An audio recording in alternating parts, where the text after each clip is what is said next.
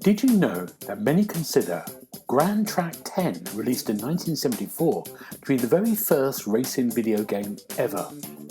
Gran Track 10 arcade cabinet had a steering wheel as a controller, plus pedals and a gear shift. You're listening to the Xbox Hub Podcast, the official podcast of the TheXboxHub.com. For all the latest Xbox news, reviews, videos and opinions, make sure you visit the TheXboxHub.com. But for now, settle down, get comfy, and open your ears for some podcast delights. Hello and welcome to the Xbox Hub Official Podcast, episode 114. My name's Gareth Bridie. I'm going to be your host, and on my virtual left is Mr. James Burks. How you doing, James? Hello there. I'm not too bad, thank you. How about you? Oh, good, thank you. I thought you said Olé then. I thought you went Olé. I thought this is good. Olé. Spanish. That's a bit too.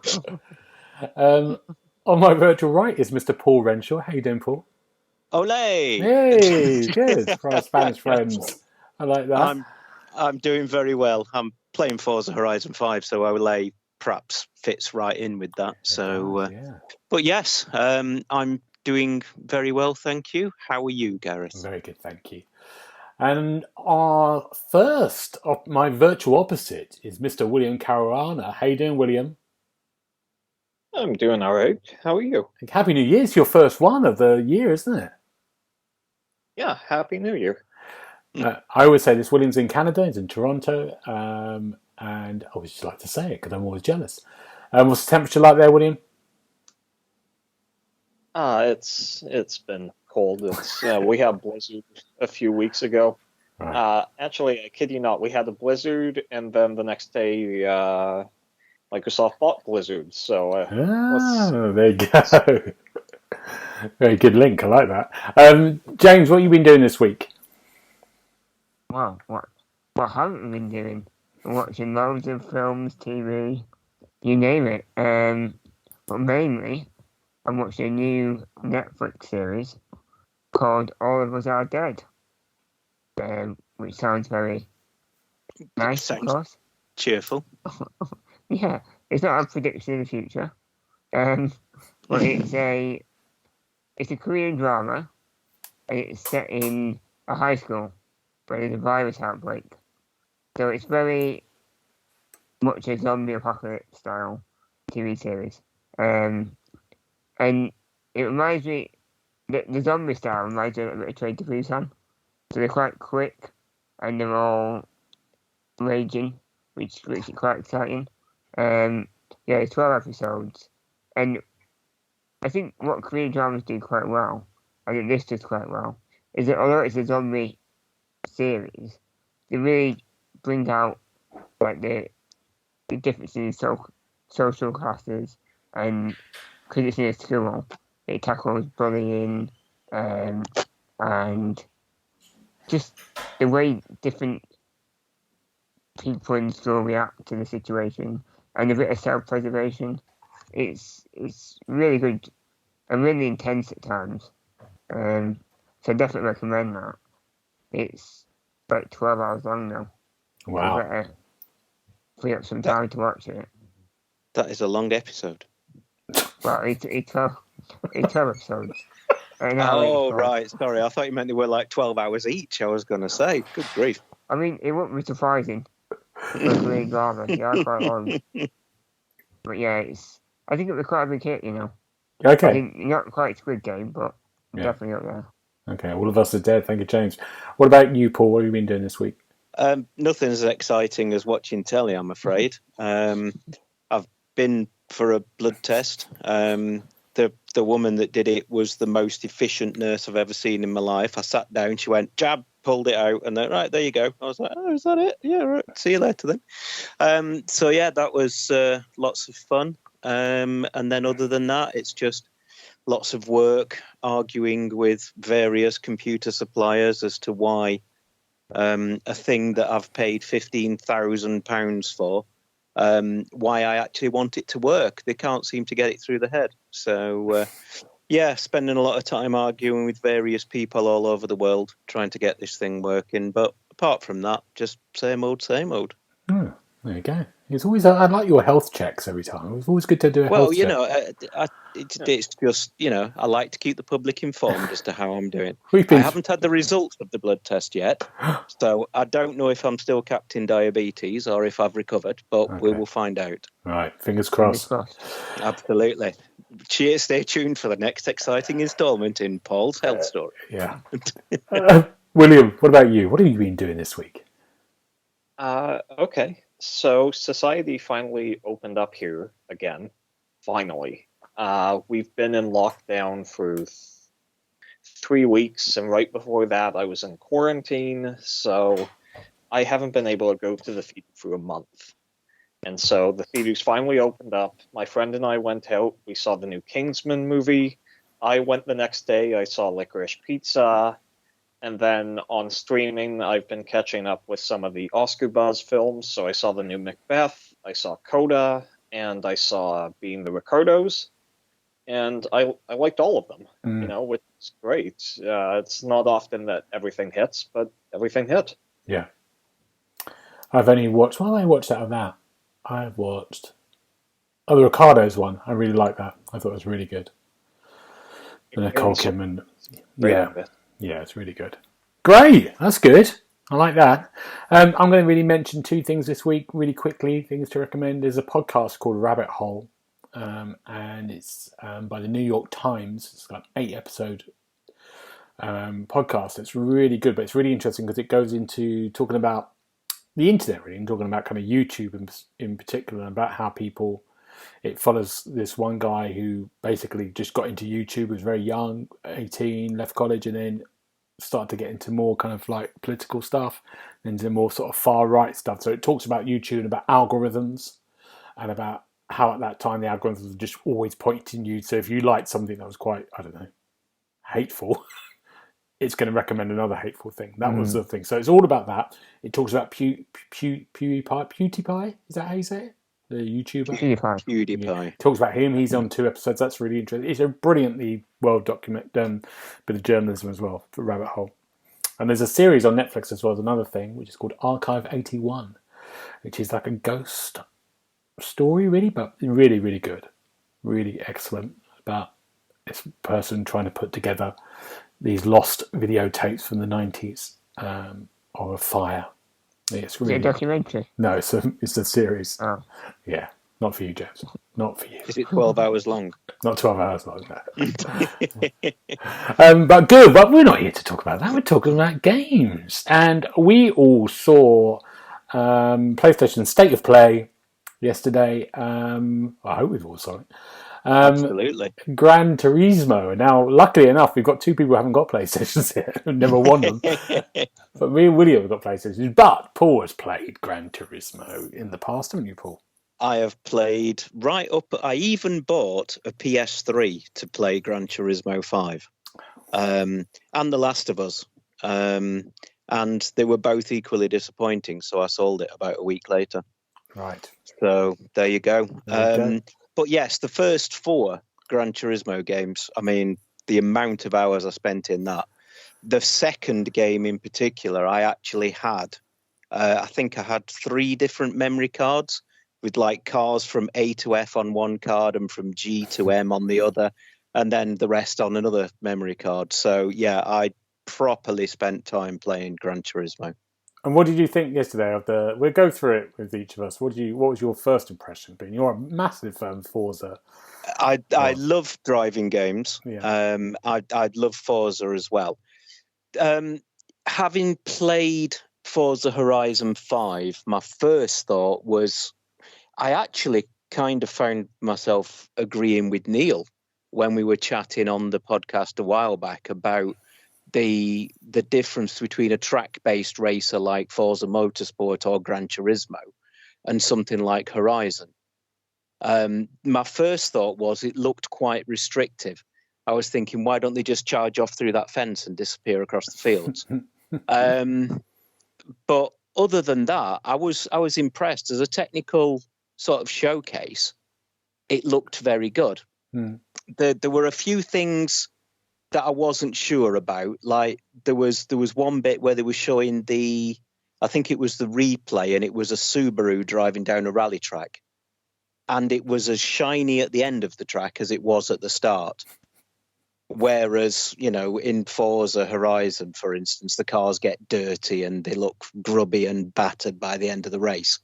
But other than that, I mean, I was blown away by the amount of detail they've gone into with the weather system. Yeah, all the clouds, and on this bit of the track it'll be wet, on the other bit of the track it'll be dry, and also it's working with the weather systems wherever that place is as well, isn't it? Yeah, right? Exactly, and the starry sky bit as well was quite impressive. Yeah. So if you're in a track in Japan, then the sky will look like it would look in Japan, and different in California, say. So the detail around the game is amazing, and it looks very, very well done. And the racing looked good fun as well. They were talking about these haptic triggers and stuff. I mean, I've got no idea what they are. I've never used one. But that also sounded like they're going to use it in quite an interesting way. So yeah, good. William, what about... Sorry, Paul. Go on, sorry, Paul. No, I'm going to come back to you. I was just about to say, I'm sat here chatting away to you, actually doing the thing on the triggers with my fingers. But you can't see that. Can't see that. I wish we could see that. But, William, what was your thoughts? Are you a Gran Turismo fan? I can never say it right. So I have no strong feelings towards Gran Turismo one way or the other. It wasn't something I played growing up. I have sport. I've played sport. It's good. Like I prefer Forza Motorsport, but even there, I'm not massive on the track-based racers. I prefer Simcade. So things closer to Drive Club, Horizon, obviously, things like that. But no, I think this looks good. It's undeniably impressive. The weather system, a lot of work is clearly put in and admiration into the history of these vehicles and their manufacturers, and they went into a lot of detail on that. I do think, however, that this presentation, if you aren't a fan, or if you are, sort of on the fence about it, is very much preaching to the choir. There wasn't a ton of actual gameplay here. There was a lot of navigating menus and there was a lot of replay, but the actual minute-to-minute gameplay experience was mostly restricted to the end. I don't know, I almost want to say that sometimes a picture's worth 1,000 words, but a demo's worth 1,000,000. And I think if they released a demo for this, that would be amazing to get a better feel for what they're actually saying about the triggers here and the haptics and everything else. Because at the end of the day, this game is $100, and it's coming out sandwiched right in between Horizon Forbidden West and Ghostwire Tokyo. So I think, unfortunately, I'm going to have to wait on this one until a price drop. Again, it looks very good, but I don't know. Yeah, for James, I'm going to come to you next. I think the thing that really, that's one of the things that it won me over a little bit, because I was like, I like the little hub world they had, which is this little kind of world where you could go to a cafe to learn more about cars or something, collect cars. But I really like the historical stuff, and I really like the kind of idea of these kind of museum, these little kind of snippets of like information about a manufacturer or about a race or something like that, was really intrigued me. And do you remember in Forza Motorsport when you had Jeremy Clarkson doing the voiceover stuff back a long time ago?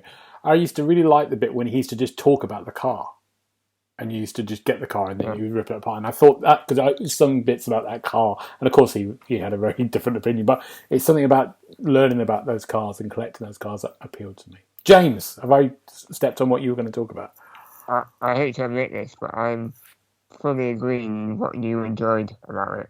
I think learning about the cars and the music based replays. Oh yeah. They were strange. Yeah. I didn't pick up whether it was watching replays with music that you have or music that's in the game. I think that makes a difference.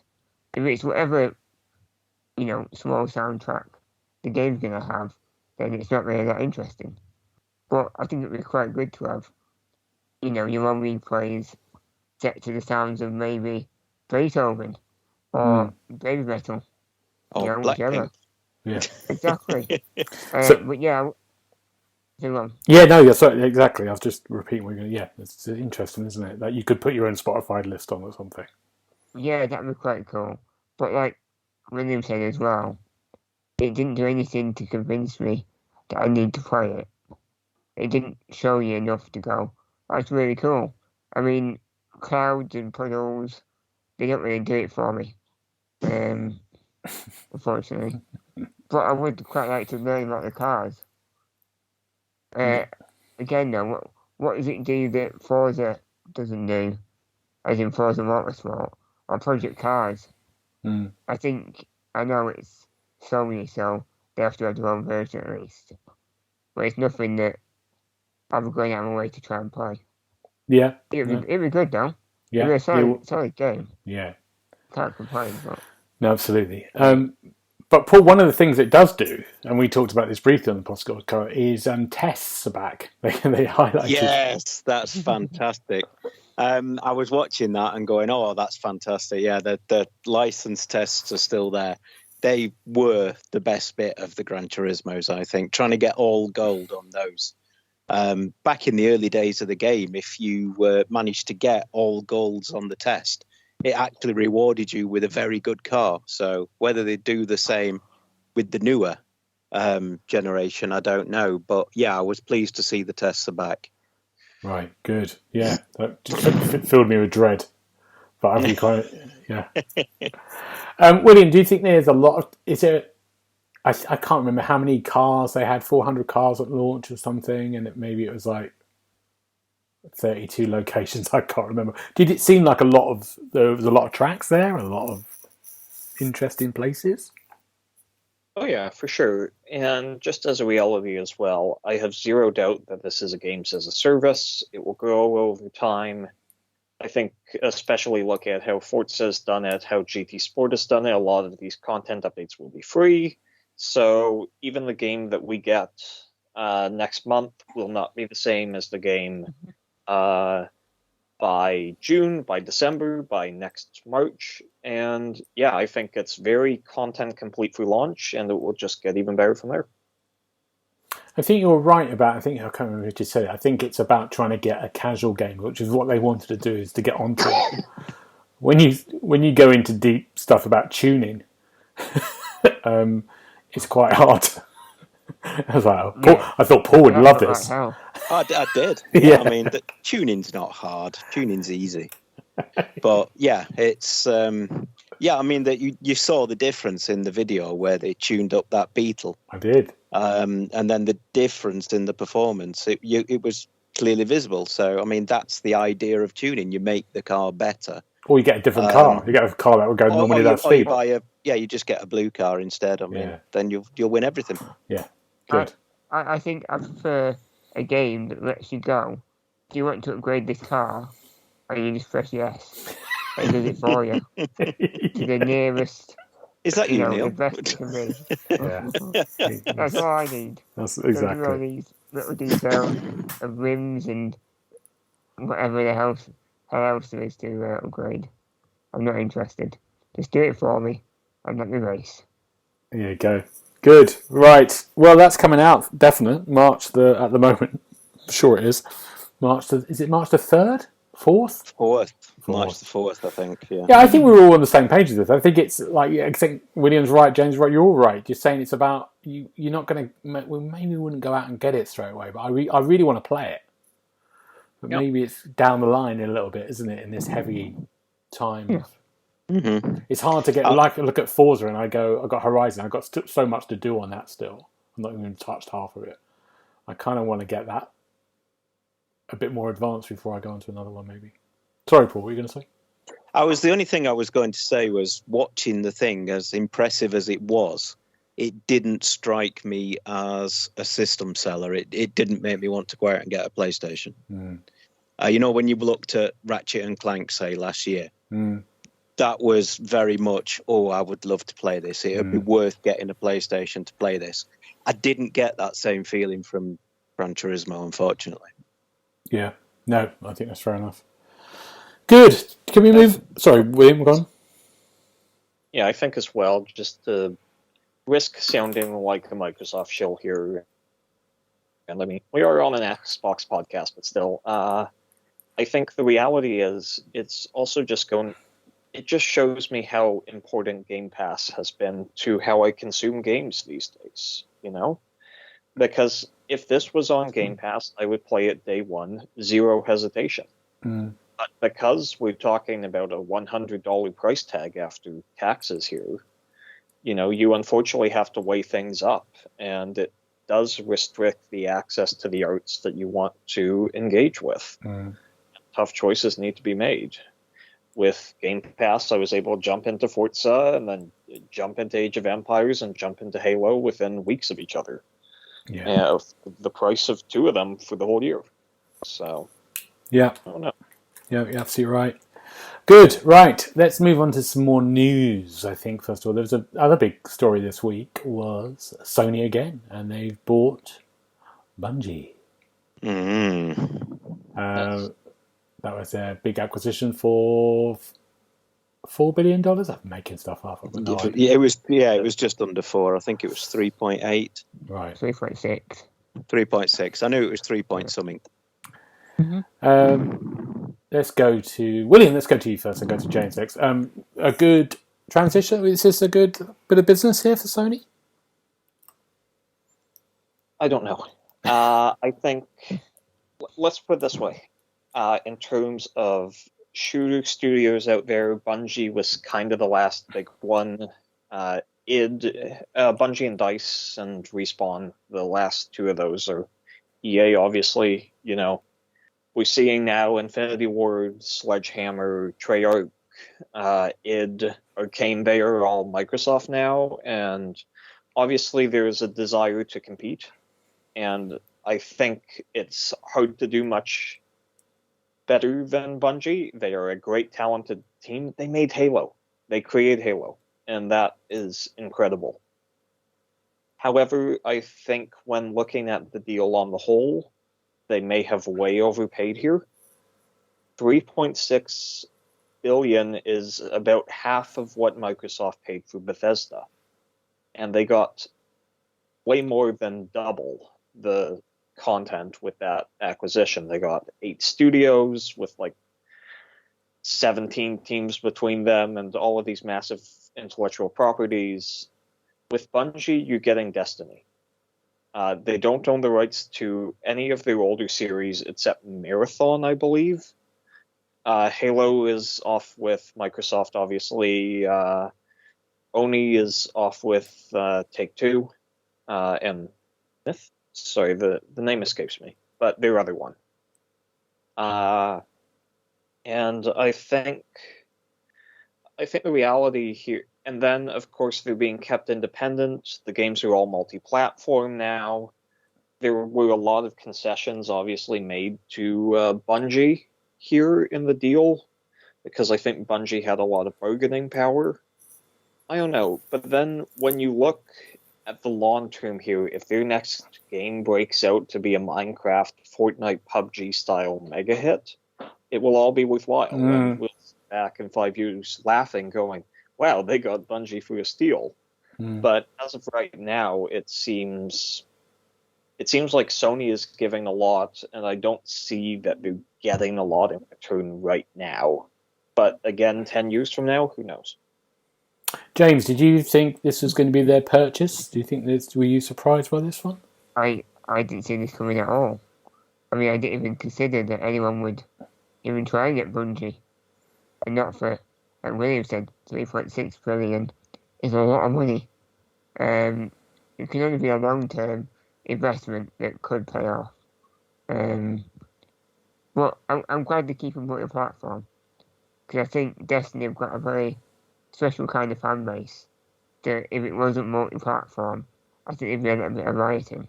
So I'm glad to see that. But I think it's a run. No, go on, carry on, sorry. No, go on. No, I was going to say, but will it carry on? So say they've got Destiny 3 coming out in 2 years' time. Are they going to keep that multi-platform as well? Have they said that? Yes. They've definitely And said all that. future intellectual properties. They said Bungie will be self-publishing. All future ones will come through other systems, including rival platforms. Mm-hmm. Now, of course, they can try and weasel around this and go, oh, see, we put it on Stadia. We put it on Switch via the cloud, but not Xbox. That's a possibility here. And, Jim Ryan likes to sort of go back on promises, so I wouldn't be betting on this per se. But at least as of right now, it appears to be a contractual obligation that they will release their stuff on Xbox. I mean, what we might see is timed exclusive content, Right. or like maybe exclusive content that's PlayStation for a while. But yeah, I think it's good to keep multi-platform. I'm happy about that. It is. I mean, it's good for us, Xbox people. Yeah. But it's mad. Oh, yeah. It makes the deal even worse, I think, personally. Oh, yeah, absolutely. I don't see what they're getting out of it for a long time, Sony. It needs the game to really, really take off to make anywhere near what you need. Yeah. I think the reality here is just with inflation right now, we think of return on investment in a way that isn't necessarily reflective of reality. Yeah. It's not that they make back $3.6 billion because they had that in cash already. They just need to not devalue this asset, and they need to make higher return on investment and profits than they would have made on interest in a bank. So that's that regard, fine. But yeah, like they're going out here and saying, the reason we bought Bungie is we're really excited and we want to make a Destiny TV show and a Destiny movie. It's like, well, you could have made that without buying them. Yeah. Yeah. Or Destiny. For a lot. Destiny movie. Would they have Paul McCartney singing the song again? The Destiny movie. Oh yeah, that would be awesome. Paul, you're a Destiny fan. What do you think about this? I am a Destiny fan, and they've got a long history of having exclusive things for the PlayStation, timed exclusives. Like in Destiny 1, all the way back then, the PlayStation had a specific strike and a specific weapon and everything else that we didn't get on the Xbox. So there's been a history between Sony and Bungie. But as soon as I read the news, the first thing I thought was, well, I wonder if they're going to be bringing out any more updates for Destiny 2 on the Xbox. But I was relieved to read that it's going to carry on being multi-platform. So I think basically I mirror the rest of what you guys are saying. It's hard to see what the killer app is that Bungie's got in the pipeline that they're able to look at this and go, yeah, 3.6 billion. That sounds like a reasonable price.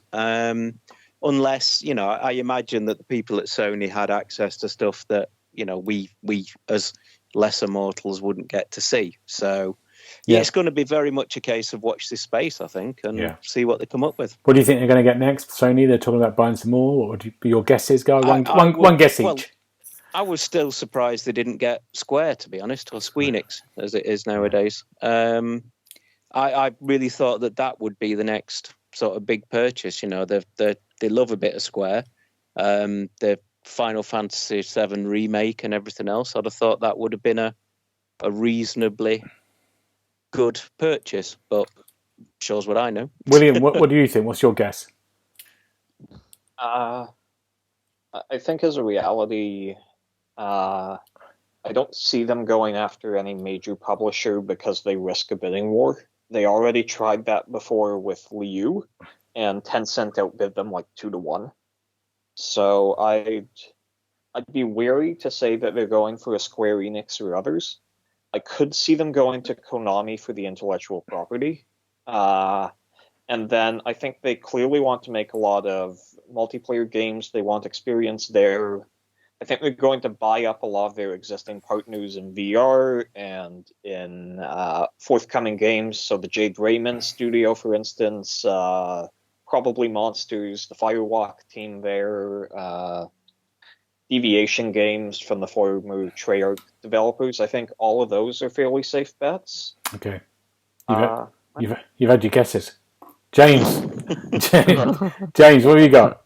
What's your one guess, James? I think Konami is a good shout. Okay. Because if they get a multiplayer game in PES, I mean, that's covering the sports market. Because they've already got the shooter market tied up with the Bungie. But yeah, I don't think it'll cost much to get Konami. Good. You know, their own value.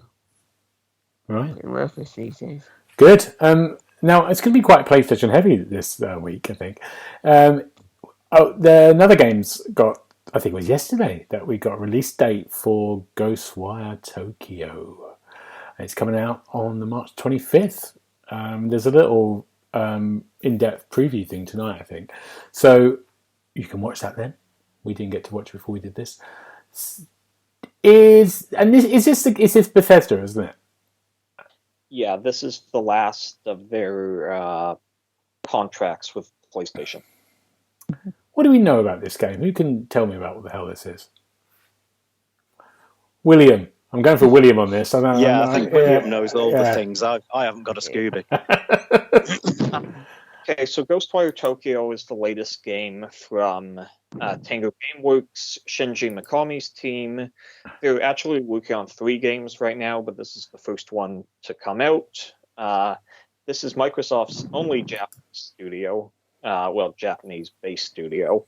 So that's a little awkward that Sony has held this game up. It will be coming out on PS5 and PC on March 25th. And then coming to Xbox like a year later, so expect in Game Pass. It's a hard game to describe. It's sort of a first-person action parkour shooter without guns type thing, set in Tokyo with a bunch of evil spirits to ward off. Oh, I remember this game. Yeah, I do remember this. Yeah, I do. Yeah. You need a 30-minute deep dive because it's a lot. Yeah, and there is a nice deep dive about tonight. James, would you buy it? No, you've not even got a PlayStation. No, I'm asking you. Yeah, William, are you going to play it? You're going to get it first before, or are you going to wait a year for it to go into Xbox? I like Bethesda too much. I'm probably going to buy it. Yeah. I don't want to, but I am. Yeah, like with Deathloop. Good. It's like I'd rather wait. Yeah. Sorry, I want to wait, but I can't. No, fair enough. I'm with you on that. Paul, would you be excited about this in a year's time, in 2023? In a year's time, possibly. Yeah, I mean, I do like a Bethesda game, so I can't see any reason why I wouldn't. So, can I just check, because I've not seen anything about this. When you say it's like a first-person parkour game, is it sort of like Mirror's Edge, that kind of thing? I guess a tad, but it's I guess the better comparator is Dying Light to an extent, where it's parkour but still very action heavy, and maybe there isn't parkour. I don't quite. It's a weird game. We need to see it. We'll see more of it. I like weird games. Yeah. Weird games are good. Just moving on, there's some game delays. We've got one of the big game delay, actually, the one that's kind of is Suicide Squad is reportedly moving to 2023. Is that right? Have I made this up? I think that's right. Yeah. You'll be upset about this, Jonesy? I'm not too upset. I can wait. It's probably eventually. Fair enough. I like DC, but not bothered. Because there was 2 DC games coming out, wasn't there? There was this and Gotham Knights, isn't it? Yeah, I much prefer this one. Okay. I don't know. I'm being harsh on Gotham Knights. I think I'm the only one who likes the look of it. It was just a terrible presentation for it the first time. Right. Okay. I don't think that helped. And the expectation. Yeah. Something fantastic. Paul, you were excited about Suicide Squad? I was excited about Suicide Squad, but I'd rather that the developers had the time they needed to make the game good rather than rush it out and then go, oh yeah, we know it's a bit rubbish, we'll patch it, don't worry. Yeah. So, I'm not going to be firing off the death threats to the developers just yet. Again. Yeah. Good. Don't do that, kids. Don't do that at all. I'm just going to really go another PlayStation 1 again. Is they're going to launch more than 10 live service games. William, what is a live service game? What does that mean? So a live service game is an ongoing game, often but not always multiplayer, that has persistent updates to it. So Halo is a live service, Age of Empires is a live service, Forza Horizon is a live service. Thank you. Even Gears to an extent, and Assassin's Creed. Great. It's Fortnite. Is that yeah. Fortnite, obviously. Yeah.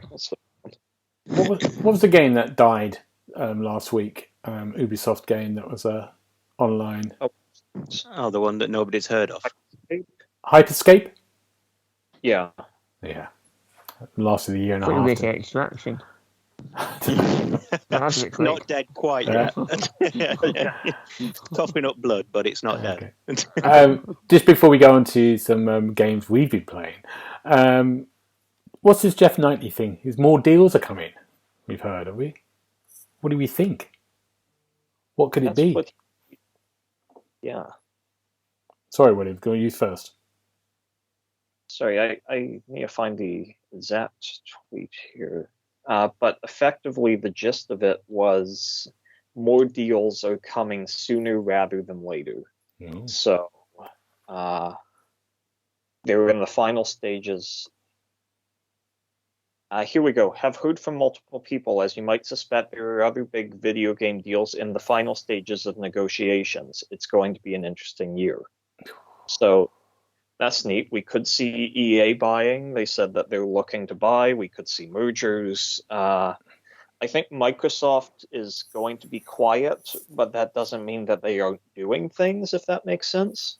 Yeah. They aren't want to rock the regulatory boat here, but that's not stopping them for saying, for example, coming up to, I don't know, IO Interactive and saying, okay, we have signed an intent to buy you in 1 year, 7 months from now. Yeah. So What would you think, James? What would you go for a guess for? What would be another Microsoft biggie? I mean, I just want them to buy Sega. Oh, you do, don't you? I don't know why. Yeah, you're Yeah. mad on I've said that. that a few times now. Yeah. I think it's just really nice. Are they taking your calls? Not anymore. I tried to put headquarters in the Sonic outfit. You didn't like that. Yeah, no, fair enough. Paul, what would your guess be when we go to games? I think Microsoft should buy Sony. I think that would be nobody would see that one coming. I think that would be a surprise. And yeah, then we can all be one big happy family, and all this console war nonsense can go away. Oh, okay. A strange utopia that could turn into a fascist. It would be lovely. Or could turn into a fascist state. We can all worship Phil Spencer. Good. Okay, that's good. Right, games. Reviewed games. Now, before we go into what we've been playing on this podcast, Neil, who is on this podcast occasionally, who runs the Xbox website, he's reviewed Dying Light 2, and I got to have a little chat with him about it earlier, and here we are. Hello, Neil. How are you? Yeah, I'm good. How are you? All right, good. This is good, isn't it? This is like me talking to you in the States or outside the office of Dying Light 2, like on the field reporter. That's what you are now, isn't it? Well, apart from I'm laid in bed with a laptop, but other than that, yeah, it's kind of like reporting on the ground. You've ruined all the excitement. Sorry. But it was great to have it. It's good to have you on this one just to talk about, because you've had the opportunity of reviewing Dying Light 2, which you've got the reviews on the site at the moment on the Xbox Hub site, and I just wanted to chat to you about it, your impressions. First of all, just give us an idea about what's it like to play? Because I've read all the other reviews and your review, and what's your overall impression of it? Okay. I've read my review. I haven't read any other reviews. I've seen some scores, and they kind of come in line with roughly what I was thinking. Spoiler alert, I've given it a 4 out of 5. So an 80 on Metacritic. But it's one of those games that from kind of the first hour or two, I knew that some people would really be slating it and other people would love it. And I knew that scores would come in, I don't know, like 4 out of 10s, and then you get 10 out of 10s. Just because I know how the industry works and how gamers kind of like their games. And it's certainly not a game without problems. There are a number of bugs. There are a number of glitches. I've been playing it for the best part of 2 weeks. And Techland have patched it a fair old bit already, with more to come. And if you take what they did with the original Dying Light, which came out in 2015, was it, I think? They've continued to support that right up until last month, really. They were throwing DLC out for that. So I should expect them to do exactly the same with Dying Light 2. And it could well be one of the best games many people have played. But similarly, it could be one of those games that people think, oh, I can't be bothered with these bugs and glitches. I'm going to throw it off to one side. But anyway, to answer your question, which was, I can't remember. What is it? Your overall impression of it. Yeah, overall impression. Well, like I say, I've given it a 4 out of 5. It's very good. If you liked the original Dying Light, you will love this. It builds on everything that they had before it, and it plays with the parkour elements, the first-person viewpoint really, really well. It's super smooth. It's pretty exciting, when you're kind of flying across monkey bars and then grabbing a ladder and clambering up a ladder and over some more obstacles and then across a rooftop and then whacking a zombie around the face with an axe or something like that. But yeah, it works really, really well. But like I say, there are some problems. Let me just chat to you first. Story-wise, I know you're a big story person. You're not. He's not. I'm a massive story person. He's not. He's not anyway. Does the story work? It's a good story. It's had some criticism of the story a little bit from certain people. I don't know what they said because I haven't read it, but for me, it kind of goes all over the place. Right. A bit too much. Right. I've put in. I know.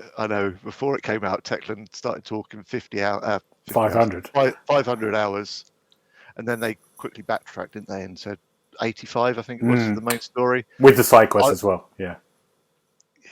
I've put in about 30. I think low 30s so far. Right. Plenty enough to get a handle on what's going on with it. But yeah, the story does go all over the place. And twisting and turning is fine. Nothing wrong with that. But there are moments when you think, where's it going now? And why has that happened? And, it's just a bit... For somebody who's not bothered by a story anyway, it's not a problem. But if you're here for a story, you might find it a bit strange.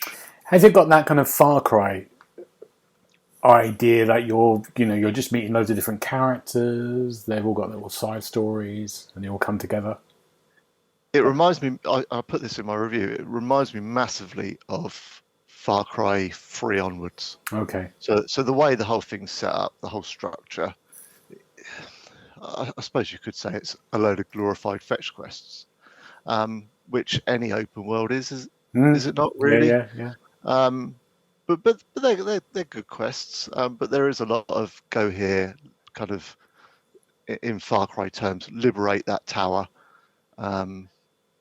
then clear something else out, and then go back here and see what they want you to do now.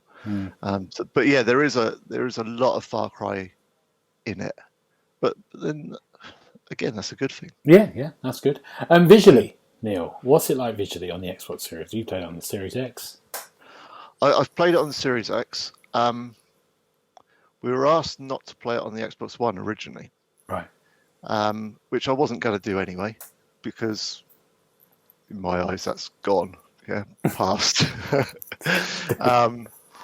But then Techland dropped a nice video, probably about four or 5 days ago, showing an Xbox One and PS4 comparison thing, and it looked really good. So I don't really know what they were worried about.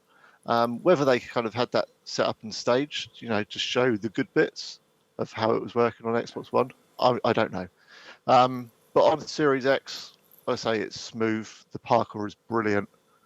The visuals are amazing, to be honest. You can go up to the top of a massive tower, look around, get the binoculars out, zoom in on stuff, and it really does look good. I'm not overly keen on some of the cutscenes. Right. Some of the characters, when it kind of focuses in on them, are a bit weird, and some of the chatter is very, very stilted. Right.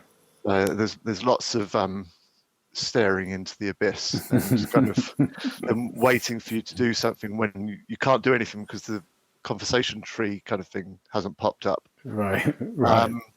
But on the whole, it looks very good. But there are some weird little bits, and there.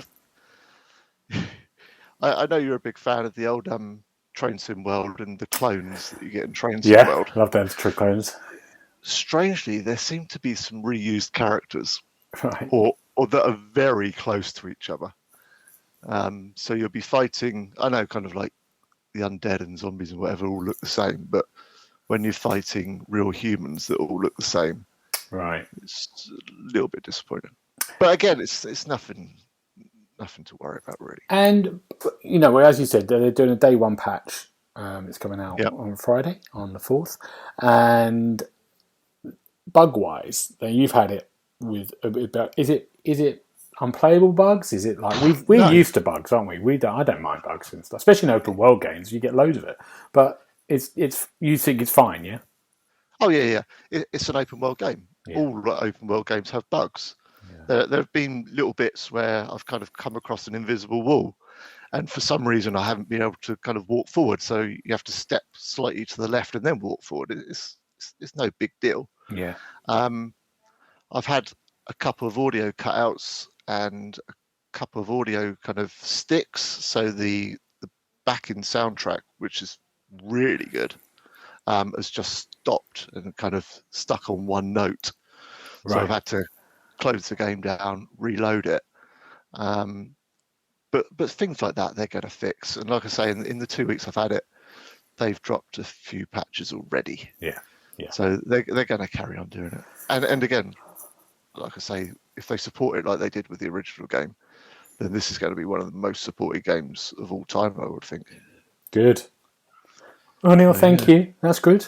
I like that. Anything else you want to know? No, that's it. I think that's enough. That's great. That's really what it is.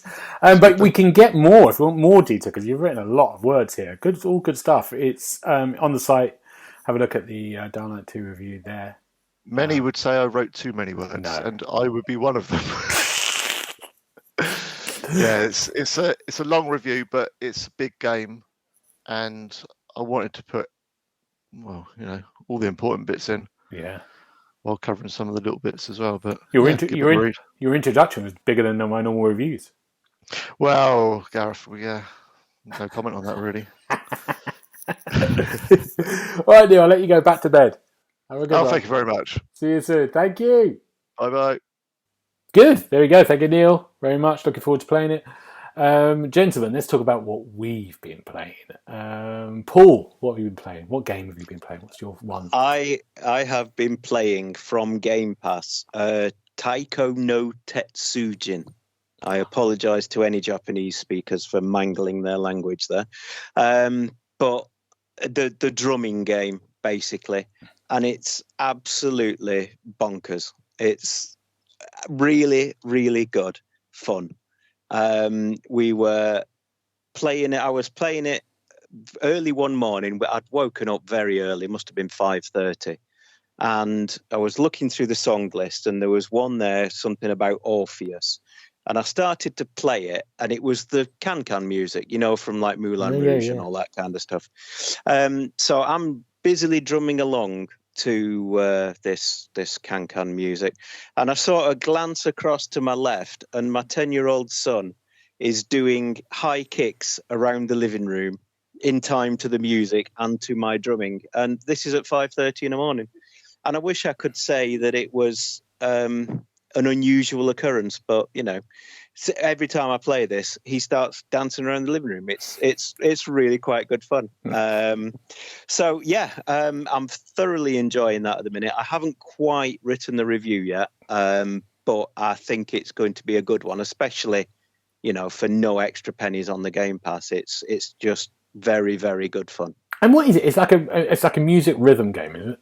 Yeah, basically. Yeah, Think Guitar Hero, but with drums instead. Okay. And the songs, they go from like 1 star all the way up to 10-star difficulty. And I swear the 10-star difficulty, only an octopus could play it. It's just, you need that many different fingers and on that many different buttons at once. It's ridiculous.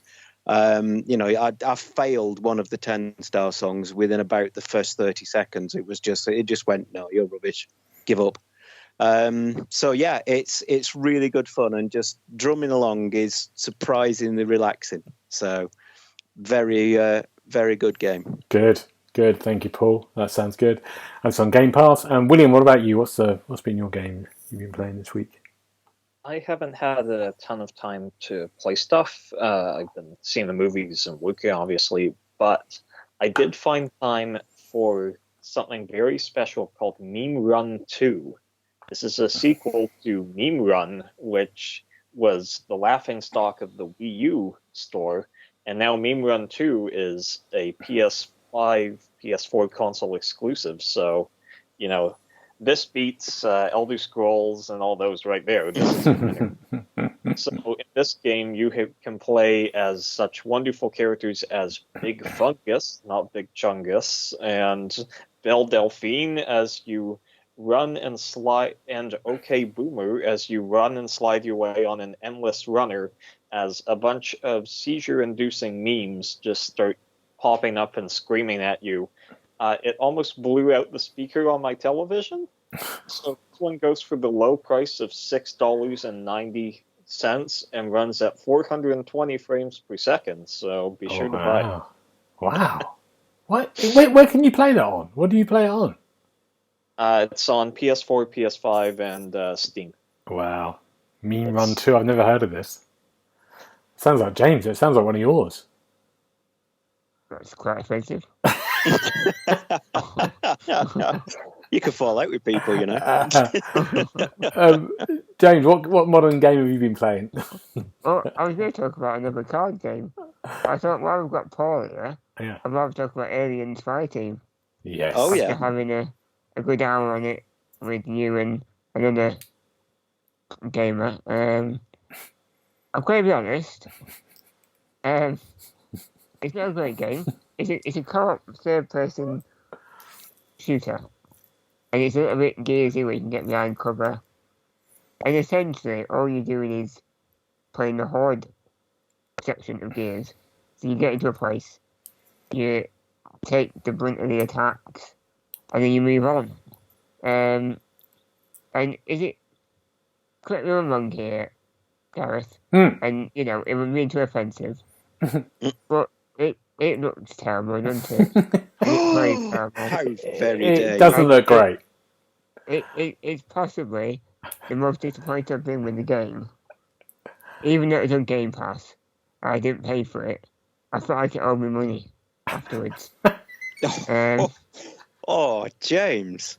He's laid into it. Even the shooting mechanics, they feel, is lazy the word, just really bad. It looks like there's any oomph behind the shots. And then it's shotgun. Are we playing the same game? Well, apparently not. Goodness me. Are you sure you're not playing Alien Trilogy on the PlayStation 1? Oh, that was a good game. I like that game. That was a great game, yeah. It was.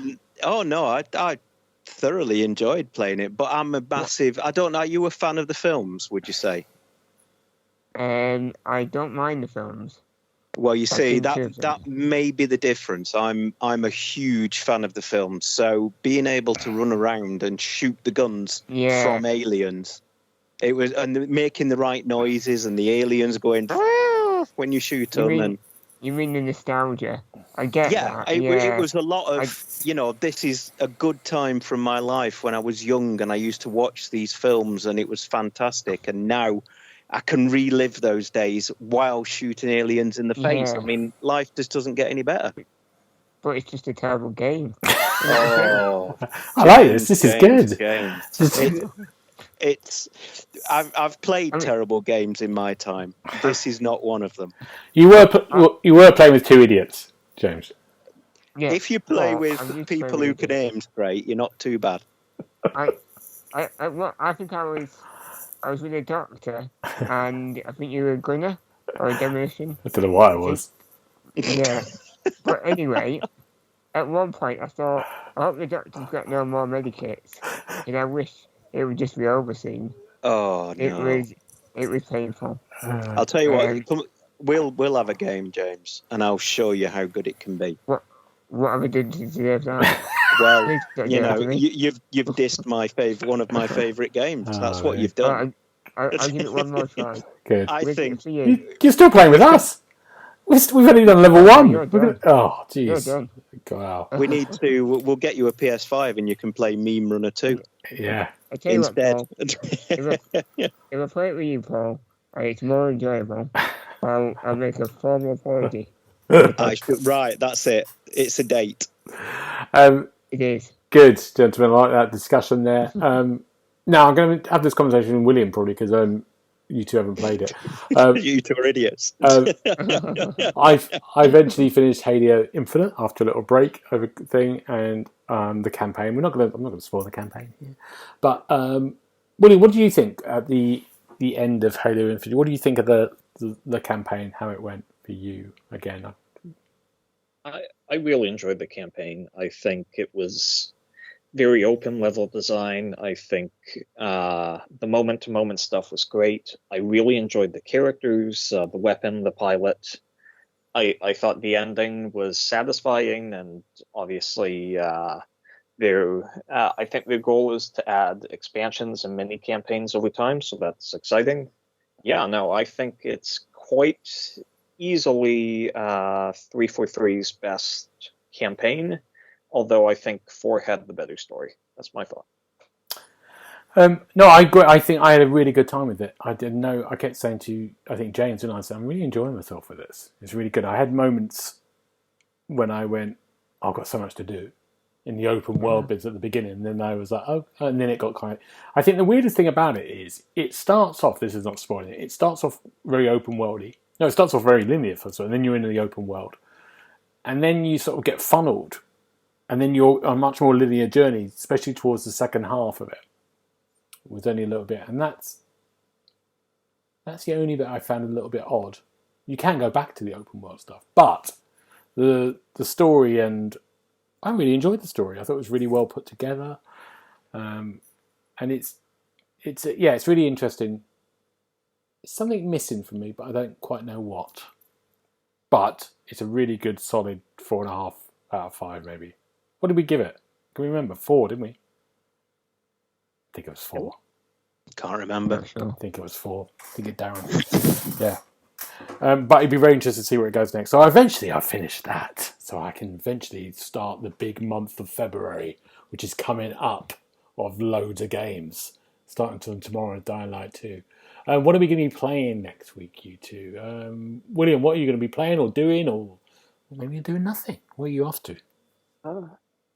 So next week, I believe Death on the Nile is opening. I might have my dates wrong here, but that's the sequel to Murder on the Orient Express. I enjoyed that movie a ton. Obviously, this movie has encountered a lot of difficulties getting released, but I'm still looking forward to seeing it. And and I can. The theaters are open. Good. Enjoy it. Paul, what about you? What are you looking forward to? What am I looking forward to next week? To be honest, not a huge amount. I mean, I'm looking forward like a couple of weeks to Elden Ring. That's just, I cannot wait for that. So other than that, I mean, all I've got in my immediate future is lots more work and lots more arguing with idiots in America. Oh, I thought you meant us then. No, you're not in America. Yeah. Good. James, what about you? What are you looking forward to? See, finishing off All of Us Are Dead, with 2 episodes left. And then Another Murderville. 24 hours. Murderville. Oh yeah, I've heard of Murderville. Yeah, it's a murder mystery style detective show, I think. And the special guest has no script in each episode. So there's one person that has to improvise everything within that episode. That'll be interesting. Oh, that's good. Yeah. It's on Netflix. Yeah. Let us know about that next week. I look forward to. I might. Yeah. I might. You bloody will. That's what I'm saying. Dying Light 2. I think I'm going to get it tomorrow. I'm going to play it. I'm going to enjoy myself. Good. And maybe Sifu next week. Sifu? That's coming out next week on PlayStation. Yeah, that looks good. Yeah. Good. Right. Thank you, gentlemen, so much. It's been a pleasure as always. We've had arguments. We've had insight. We've had all sorts. If we want to speak to you, where can we find you, William? I am on Twitter. What is my handle? My handle is William J. Caruana. That's right. Great. So Greg. find me on. Good. James, what about you? Twitter and Instagram at OKidUKO. Paul, what about you? I am on the Twitters, and my handle, I'm glad that William used the correct phrase there, is at TheXboxHub Paul. Brilliant. And you can find me on Twitter and Twitch and Instagram on GB Briley. And thank you so much, and we'll see you next time. Bye-bye. Goodbye. You've been listening to the official podcast of TheXboxHub.com. You'll be able to find all the notes of this show at www.TheXboxHub.com/podcast. You can also check out our social feeds on Instagram and Twitter at The Xbox Hub, and search The Xbox Hub on Facebook.